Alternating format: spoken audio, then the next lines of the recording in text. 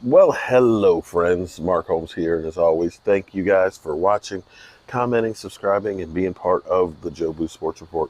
Without you guys, this literally does not work, man. You know, what a difference a week makes. What a difference a few plays make. Let's be 100% real. We were lucky as a mother humper to come away with the victory on Sunday. That was crazy. And by all rights, we should have lost that game. We should have been the Philadelphia Eagles right now. The Eagles who literally, well, maybe not quite the Philadelphia Eagles. We haven't had 4 interceptions by our quarterback and only 2 touchdowns. Yeah, we didn't give up a 17-point lead to a team without an offense and no names. But you understand, we could have been in the basement, maybe on top of the top bunk in the basement with the Eagles. And they are literally melting down. I'm talking to my poor buddy, Philly 500. You know, I asked him before, I said, why Philly dot 500? Does that mean you're hoping that you'll at least get to 500? Because right now, it's really Philly 0. And I'm not trying to make fun of them because things like that have a way to come bite you in the ass. Not at all. Not at all. They got their own problems. We got our own problems ourselves. But it's amazing. Emily Ann, I've got the greatest fans out there. I got Calvin Brown, who shared with me the Atlanta Falcon tight end that came over to Dak Prescott, as well as from Get Up. I think it's Get Up. The clip about Dak Prescott having leverage and $40 million. And Emily Ann shared with me Colin Cowherd's tiers of quarterback. His top tier, he's got Russell Wilson, Lamar Jackson, and of course, Pat Mahomes. And then the next tier, he's got like Tom Brady, Drew Brees, Carson Wentz, Deshaun Watson, Derek Carr, and all these guys in there. And it's funny because you don't have Dak in there. And I said to Emily, I said, this is a troll list. This is one of those ones that's going to he knows is going to get spread around by Cowboy fans that are going to be hating and mad and everything else, just like she was. Can you believe this idiot doesn't at least think that Dak Prescott is one of the top, 10 quarterbacks in the NFL after what we did thus far? That, it's like, you understand. Most of these guys don't have any integrity, Dan Orlowski, who today was singing the praise of Dak Prescott, admitted before that, hey, it's about getting a reaction. He admitted it. He said that about, one of his lists that he did, early in the offseason things.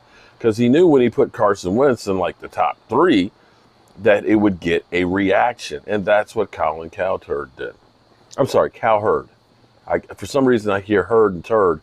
I'm dyslexic. I just keep mixing that up and getting the two of them confused. The season's going to be a long season. And more than anything else, this season is probably going to be determined by whose health is the best going down the line. We've seen so many guys that have been getting hurt left and right. Drew Luck, we know Jimmy Garoppolo's now hurt and things. You're looking at all these receivers. You're looking at Barkley. These are major hits. I mean, even New Orleans now losing Michael Thomas. You could see how that affected Drew Brees last night, not having that guy. You see how Deshaun Watson not having Hopkins there has already affected them. So you see what injuries can do to a team. At least for the Cowboys, we could be having some people coming back. We know after, Sunday, hopefully, Tyron Smith is back. We know that Lyle Collins comes the week after that back. We know Randy Gregory will actually be able to play after week 6. We know Sean Lee and Van Der Esch maybe after week 6 or 7 or so. They'll be back. So we'll actually be getting people as the season goes on as reinforcements. But here's the thing that's kind of funny with talking about the cow turd. Voice is still hoarse from Sunday's game, screaming and going crazy.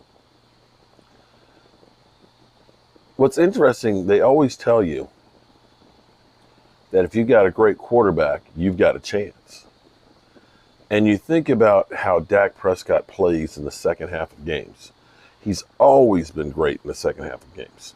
15 comeback victories, which is tied for the most over the course of the last four years and an eighth of a season?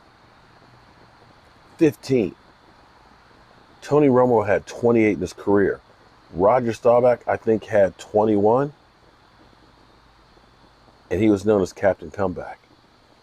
And if you have a guy who has ice water in his veins, that contrary to what Skip Bayless said about him, that, if he admits that he actually gets, depressed, that maybe he can't handle the pressure if they get down, that a defensive lineman will come to him and say, "Are you depressed?"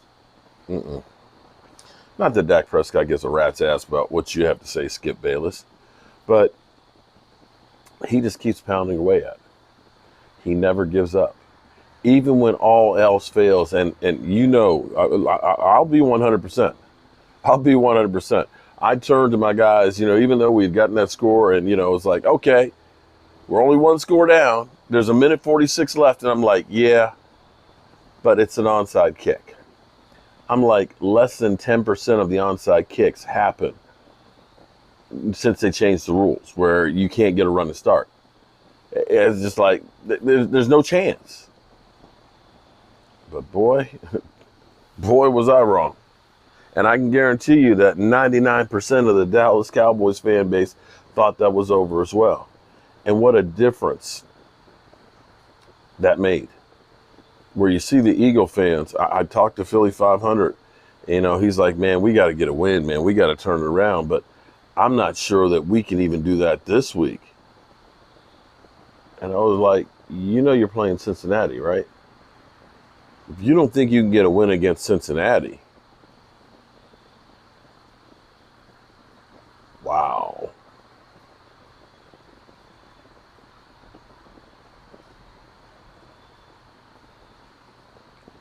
Philly 500. He's thinking it's going to be a long season and not in a good way. But enjoy, whether we win or lose.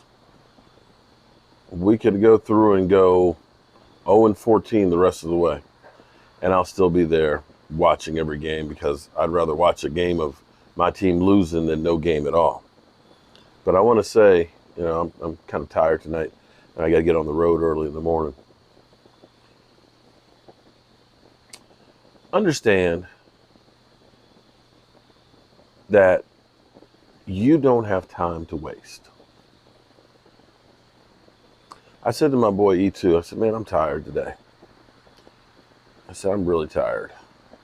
He's like, man, well, you gotta stop, man. You gotta rest, man. You gotta take it easy. And I'm like, no, I can't. Because we don't know what's around the corner for us. We don't know how much time we got. I want you to think about, I was doing a live stream, I think with E2, one of the, probably the blue and white scrimmage. That wasn't. And you remember the dog, Simba. Simba coming right out here, having a hissy fit, just because Mama was not here. So he was making sure that he got attention. As soon as the stream was done, his ass went right on back upstairs, He showed his ass and left. Well, today, that mother humper had back surgery. Disc basically exploded his back. He's got some kind of disc disease and all that. And it seems like every 2 years, they pop. And so we'll find out tomorrow if he's paralyzed or not. But you saw him about a month ago down here like, there ain't nothing wrong with me. And that quickly, boom. It was about 5 weeks ago, maybe 6 weeks ago. My brother came up, brought me a couple of pork shoulders from some pigs hogs that he had actually butchered. You know, he's the one that makes the knives. And brought up some crab meat because he fishes and crabs down on, you know, in the bay. And for the last month, he's been in the hospital back and forth. And this is a guy who lived in Alaska, lived in Hawaii, lived off the land, goes elk hunting, moose hunting, and everything else. You know, been in the Bering Sea, salmon fishing and everything else. You know, eating good, eating off the land and growing everything and all that. And he's had 5 operations in the course of the last month where he got out of the hospital. He had another operation last week, got out of the hospital tonight, and is getting some treatments for cancer. So you don't know what's around the corner, no matter how you are living. I come out here every single day. If I'm home at the end of the day, rain or shine, that's why I got this little canopy up here, hot or cold, I'm out here reflecting on today because today is now gone. I can't get this back, and I don't know how many more I have in front of me. So I got to make sure that I did everything I could. And I need you to understand that too. DT, his nephew, 3 weeks ago, didn't have a care in the world other than what's going to be my job because I'm a senior in college and I'm going to finish up. What am I going to be doing 8 months from now? Am I going to find a good job? And instead, he's in the hospital fighting for his life.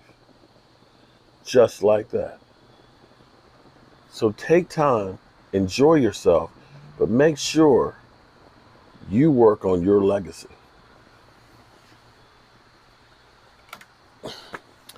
All right, y'all. I'm going to see you first thing in the morning. God willing. Peace out.